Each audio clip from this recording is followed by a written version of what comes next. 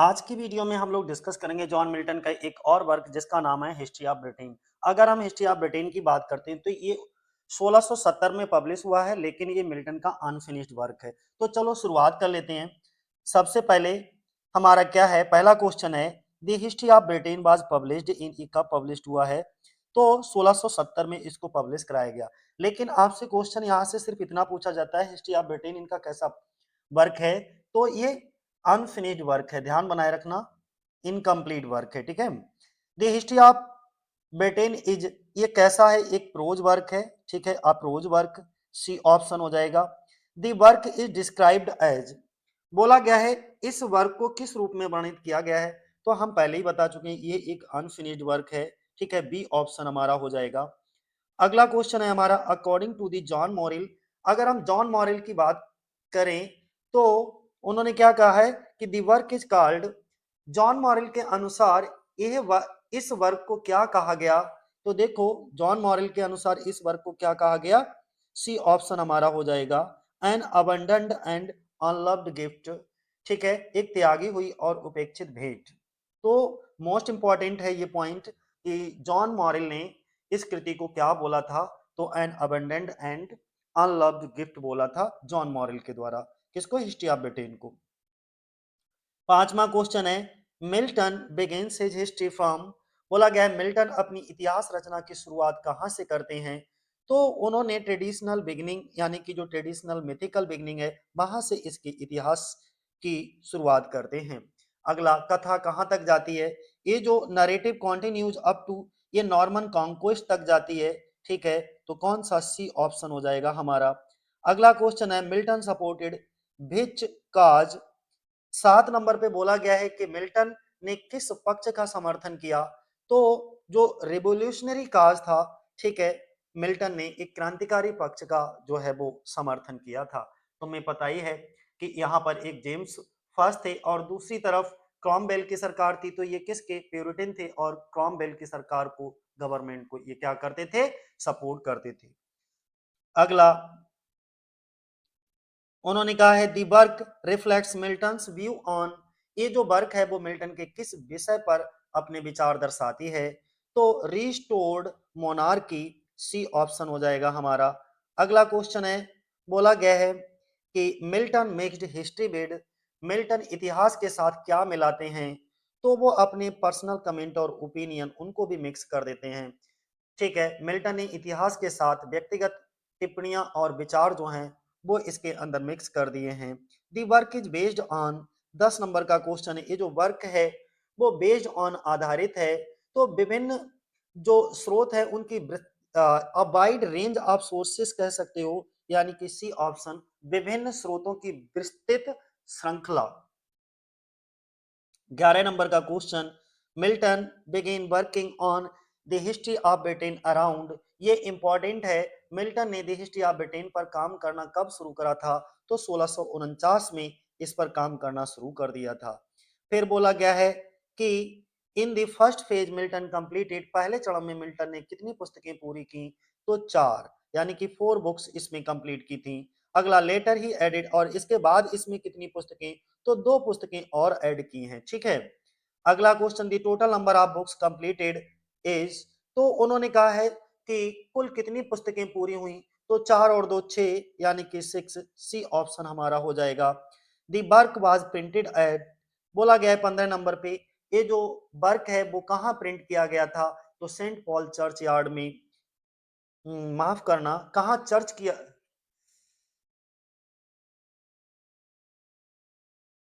इसको कहाँ प्रिंट किया गया था? तो रोज एंड क्राउन में। कहा?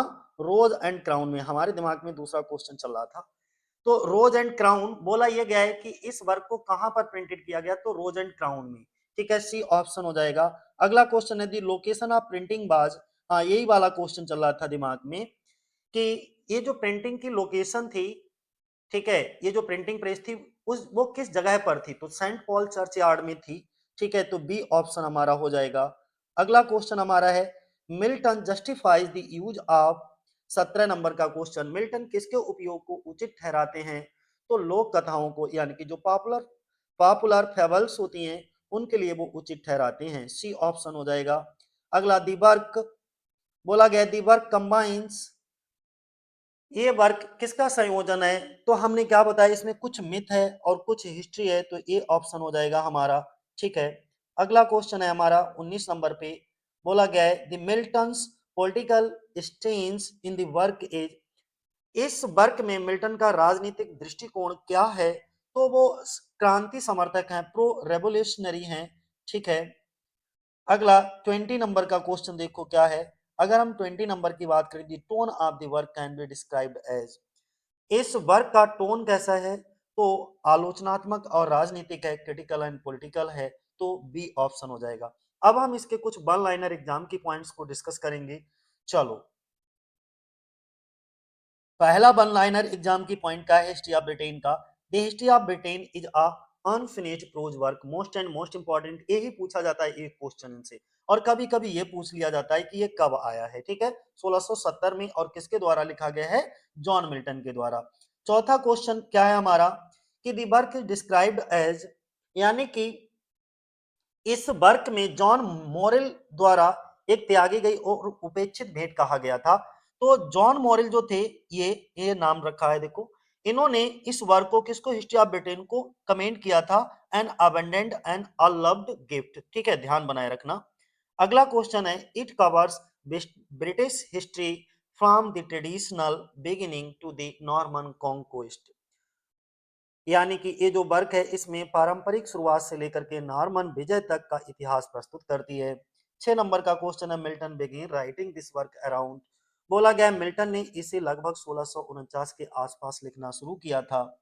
अगला क्वेश्चन है 7वें नंबर पे, बोला गया है कि ही completed the first 4 book in the initial phase, कि प्रारंभिक चरण में, इनिशियल फेज में उन्होंने पहली 4 पुस्तकों को पूरा किया। 8वां पॉइंट है हमारा, बोला गया है he later added 2 more books in the 1650s, फिर बोला गया है 1650 के दशक में उन्होंने इसमें 2 और पुस्तकें जोड़ी, लेकिन फिर भी ये जो वर्क है रिमेन्ड इनकम्प्लीट, यानी कि अनफिनिश्ड रहा। अगला क्वेश्चन है हमारा, it combines the history with personal commentary, और इसके अंदर अगर हम बात करें तो इसके अंदर यानी कि हिस्ट्री तो है ही है, साथ ही साथ इन्होंने अपने जो पर्सनल व्यक्तिगत विचार थे उनको भी ऐड किया है, मिक्स किया है। 11 नंबर की अगर हम बात करते हैं, तो देखो 11 नंबर पे क्या बोला गया है, Milton use a wide range of historical sources, Milton ने विभिन्न ऐतिहासिक स्रोतों का उपयोग किया। और 12 नंबर पे बोला गया है he supported the revolutionary cause during the English civil war, इसमें इतिहास के साथ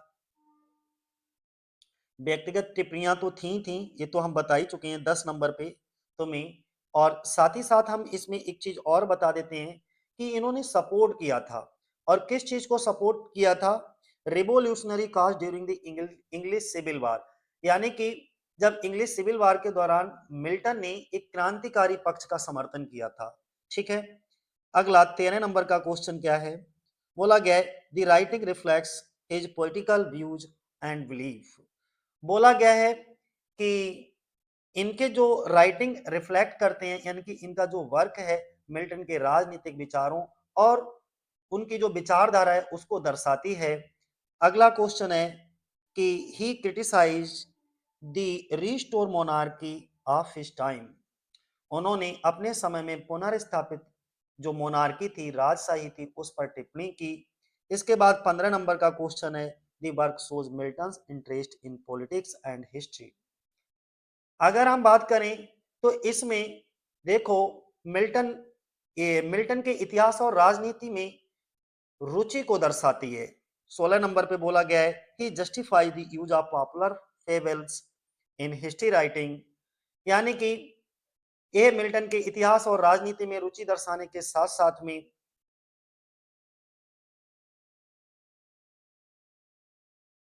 उन्होंने इतिहास लेखन में लोक कथाओं और उपयोग को उचित ठहराया।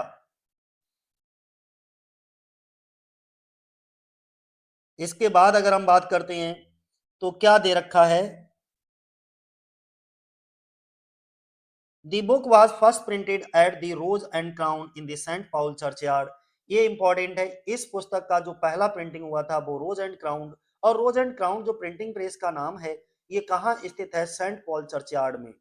ठीक है।